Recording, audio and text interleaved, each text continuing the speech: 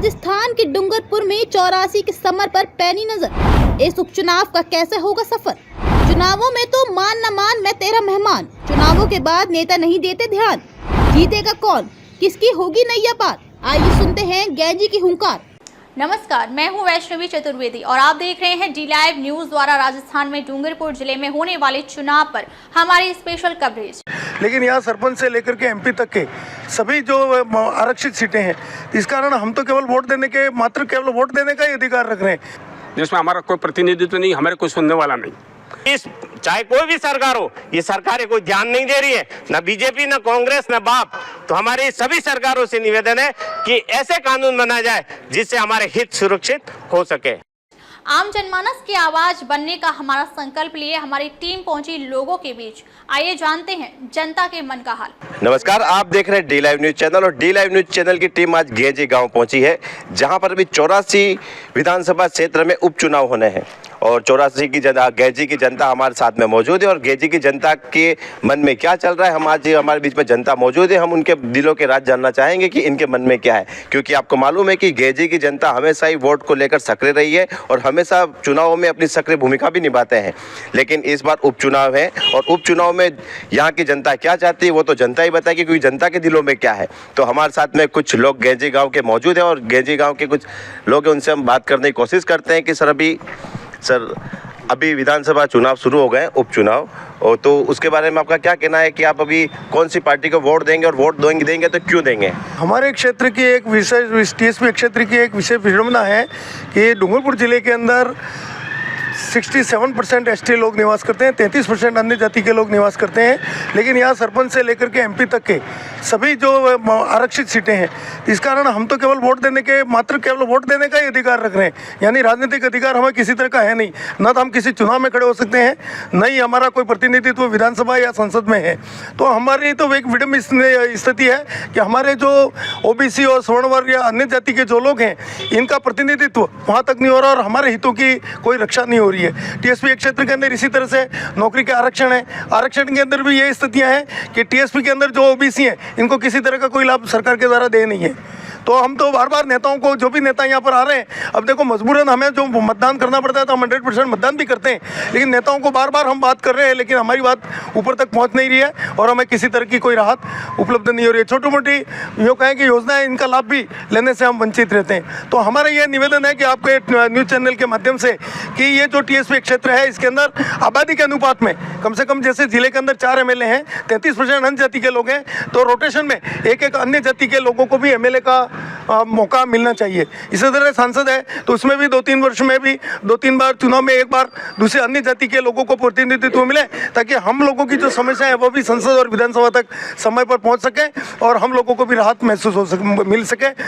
विद्वेष के खातिर जो सरकार बाद में आई, उन्होंने इसको चेंज करके सब 100% आरक्षण कर दिया। इसमें मुख्य नाम बेरोजगार शेखावत का आता है, जिसमें पंचायती राज से लगाकर सांसद तक की पोस्टों को सबको रिजर्व कर दिया, सिर्फ इसलिए कि यहाँ हरदेव जोशी, भोगीलाल पंड्या और महाराज लक्ष्मण सिंह बार बार जीतते थे और वो राजनीतिक कारण था जो उनके अड़ंगे लगाते थे राजनीतिक मामलों में। इसलिए इस चीज़ों को सबको ख़त्म किया गया है।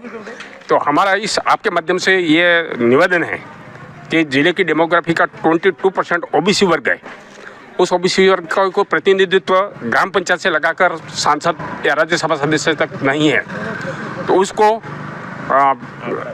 ओबीसी को है जो पुख्ता प्रतिनिधित्व दिया जाए। और वो सबसे काम ज़्यादा बीजेपी वाले करते हैं। कैसे करते हैं मैं बता दूँ, ये हमारा दुर्भाग्य है। चुनीलाल गलेसिया को बैठा है, चुनीलाल गलेसिया मेरा क्लासमेट है, मैं सबसे पहले कहता हूँ, ये कनकमल भी मेरा क्लासमेट है, सांसद था पूर्व वो, है ना। तो ये राजनीतिक को चक्र चलता है, इसमें गड़बड़ हो रहा है। पहले हर्षवर्धन सिंह जी थे, ठीक है, राज्यसभा सांसद, वो ठीक था। हाँ, इसके पहले कनक जी थे। तो बार बार ये चीज़ की जा रही थी, ओबीसी वर्ग और जनरल वर्ग के साथ एक उठाघात हो रहा है, पॉलिटिकली शोषण हो रहा है। तो हम तो दूसरे दर्जे के नागरिक की हैसियत से यहाँ जीवित हैं, जिसमें हमारा कोई प्रतिनिधित्व नहीं, हमारे कोई सुनने वाला नहीं। तो हम आपके चैनल के माध्यम से ये कहना चाहेंगे कि इस बात को आप माननीय सुप्रीम कोर्ट तक या दिल्ली तक अपने चैनल के माध्यम से पहुँचाएँ, ताकि उस आवाज़ को उठाया जा सके। ठीक है सर, हम वापस आपके पास में आएंगे। 84 में भी उपचुनाव है और उपचुनाव में आप कौन सी पार्टी के नेता को चुनना पसंद करेंगे? अभी जो उपचुनाव होने वाला है उसमें दिल्ली में भी माननीय नरेंद्र मोदी की सरकार है और राजस्थान में भी भजनलाल जी की सरकार है। यहाँ दूसरी पार्टी का कैंडिडेट चुनाव जीत के जाएगा तो उससे क्षेत्र का भला नहीं होगा, क्योंकि जो है सरकार के साथ रहने वाली पार्टी का चुनाव जीत के जाएगा, सरकार का भला होगा। निश्चित यहाँ पर पेयजल के लिए भारतीय जनता पार्टी की सरकार ने बहुत ही फंड दिया है और बार बार दिया है। यहाँ कुछ अपने निजी स्वार्थों के कारण कुछ योजनाएं फेल करने में भी लोग लगे रहते हैं। रहा सवाल यहाँ से जो रोड अपने गेंजी से डाकणमारिया जो डबल पट्टी अभी सरकार ने घोषणा कर दी है और निश्चित तौर पे ये रोड भी हो जाएगा और यहाँ से गुजरात की बसें भी आएगी। आपके 84 क्षेत्र में दो बड़ी पार्टियां हैं, कांग्रेस और बीजेपी, और एक आपकी क्षेत्रीय पार्टी बाप।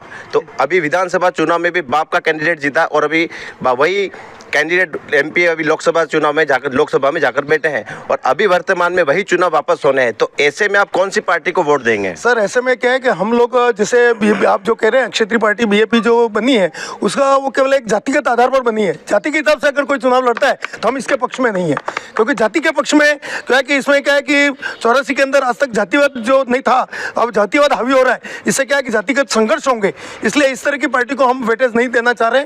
हम चाह रहे हैं कि सर्वमुख है तो सभी वो अन्य बीजेपी से कांग्रेस से जो भी खड़े हो रहे हैं सभी हम कह के एसटी से ही हम बिलोंग करते हैं। तो एसटी जाति का कोई भी योग्य व्यक्ति आवे, जातिगत राजनीति कर रहे वो हमारे हिसाब से समाज के लिए और इस क्षेत्र के लिए हित में नहीं है। तक हमने अभी बात की गैजी की जनता से, तो यहाँ हमको यही चीज मिली कि कहीं ना कहीं सामान्य वर्ग का दुखड़ा सामने आ रहा है, क्योंकि सामान्य वर्ग का कहीं भी कोई प्रतिनिधित्व नहीं है, सामान्य और ओबीसी वर्ग का। तो हमारे साथ में एक और व्यक्ति हैं जिनसे हम बात करते हैं और ये यहाँ के कोई वरिष्ठ नागरिक ही लग रहे हैं। तो सर अभी जो 84 विधानसभा क्षेत्र के बारे में आपका दिल में क्या चल रहा है, बताएं। जय श्री राम सर। सबसे पहले मैं जब आपका मेन मुद्दा ये है कि इस 84 क्षेत्र में किसे प्रतिनिधित्व, हम सनातनी और सनातनी का एक धर्म है कि वह व्यक्ति जो हिंदू हित की बात करेगा उसी को वोट दे, ऐसी हमारे सबकी मंशा है। इसलिए हम यहाँ पर 84 में रह रहे, सभी सीटें एसटी वर्ग के पास है। तो वोट देने की जहाँ बात आती है जो हिंदू हित की बात करे, अगर कांग्रेस कल यूँ कहती है हिंदू हित की बात करना शुरू कर देगी तो हम ये भी सोच सकते हैं कांग्रेस को वोट क्यों नहीं दिया जाए। दूसरी बात, आरक्षण के मामले में जो है हमारा हक चाहे बीजेपी ने छीना हो चाहे कांग्रेस ने छीना हो, ग्राम पंचायत से लेकर दिल्ली तक सिर्फ और सिर्फ रिजर्वेशन है। तो मैं आपके न्यूज़ चैनल के माध्यम से कहना चाहता हूं कि सबसे पहले तो कमी हमारी है कि हम जागरूक नहीं है। जो भी सरकार नियम बनाती है उसको मान लेते हैं, इसका कभी विरोध नहीं करते हैं, इसलिए दोषी पहले हम हैं। तो हमारा आपके चैनल के माध्यम से निवेदन है कि इस क्षेत्र में जहाँ भी जनसंख्या है, जैसे सरपंच के भी चुनाव आ रहे हैं, हमारा गांव जनरल है तो यहाँ पर जनरल का प्रतिनिधि क्यों नहीं दे रही है सरकार। हमारे भजनलाल जी से भी ये निवेदन है, कांग्रेस के नेताओं से भी ये निवेदन है और बाप पार्टी के कार्यकर्ताओं से भी निवेदन है कि यहाँ के क्षेत्र के साथ न्याय किया जाए, नहीं तो आने वाले दिनों में इस मुद्दे को लेकर राज्य स्तर तक संघर्ष और आंदोलन किए जाएंगे। ये मेरा निवेदन है। जिसकी नज़र में हम नहीं, इसको हमने त्याग दिया, ये बिल्कुल सटीक है। जो हमारा ध्यान नहीं रखेगा हम उसके साथ आखिर में रहे क्यों। सर जिले के अंदर आज देश की जनता ने कांग्रेस पार्टी को इसलिए नकार दिया कि वो सिर्फ मुसलमानों की बात करते हैं। भाई हिंदुओं की बात, ये हिंदू राष्ट्र है, जब इनको मुसलमानों को पाकिस्तान दे दिया गया तो हिंदुओं की बात कांग्रेस पार्टी क्यों नहीं करे। हम कांग्रेस को खत्म नहीं करना चाहते, हम कांग्रेसियों को खत्म करना चाहते हैं। इस गांव में मैं गांव स्तर की लड़ाई लड़ रहा हूं, इसलिए इस गांव में जो भी कांग्रेसी उन्हें खत्म पहले तो किया जाए, क्योंकि ये यहाँ के लोग चुनाव में इन एमएलए एमपीज को वोट देकर इनके हाथ मजबूत करते हैं, फिर वो लोग सांसद और एमएलए में जाके हिंदू विरोधी कानून ये बनाते हैं। इसलिए मेरे कांग्रेसी भाइयों से निवेदन है, अगर आपके बच्चों को सर तन से जुदा नहीं करवाना चाहते हो तो आप अपने विचारधारा को बदलिए। इस जनरल को मैं बीजेपी का कार्यकर्ता हूँ, बीजेपी का मुझे एक पैसे का फायदा ना है ना मैं लेना चाहता हूँ, लेकिन मेरा इसी तरह से कांग्रेसी भाइयों से भी, उन्हें भी राजनीतिक कोई लाभ नहीं मिल रहा है। तो आप हिंदू धर्म की बात क्यों नहीं कर रहे हो। कल आने वाले समय में ये समस्या हो सकती है, आपके बच्चों को कौन सुरक्षित रखेगा। जब तक कानून नहीं बनेंगे हिंदू हित के, तब तक आपको कोई लाभ नहीं मिलना है। आप कितने भी पैसों से या कितने भी पावरफुल हो जाओ, आपको 1 मिनट में उन घरों से भगा दिया जाएगा। ये हमारे सामने कई इस देश में उदाहरण है। इसलिए मेरे खास करके कांग्रेसी भाइयों से निवेदन है, अगर आप अपने बाल बच्चों को सुरक्षित रखना चाहते हो तो अपनी विचारधारा को बदल के जो भी हिंदू हित की बात करो उसके साथ हो जाइए। सर्वप्रथम अपने धर्म की रक्षा करो, धर्मो रक्षति रक्षता। इसके बाद अपन पार्टी, तो हमें एसटी को अभी वोट दे रही है, चाहे बीजेपी का हो, चाहे कांग्रेस का हो, चाहे बाप का हो। सर एक निवेदन था, हमें एसटी से कोई विरोध नहीं है। हमारे कहने का मतलब आशा ये है कि 67% एसटी हैं, 33% अन्य जाति के लोग हैं। तो बड़े बड़े गांव जैसे 95% लोग हैं वो अदर कास्ट के, तो वहाँ तो कम से कम सरपंच बने। अब जैसे जिले के अंदर 10 प्रधान हैं, 10 में से कम 25% के हिसाब से 30% से कहना है तो 3 प्रधान तो रोटेशन में कम से कम अन्य जाति के लोगों को मौका मिले। हम एसटी का विरोध नहीं कर रहे, लेकिन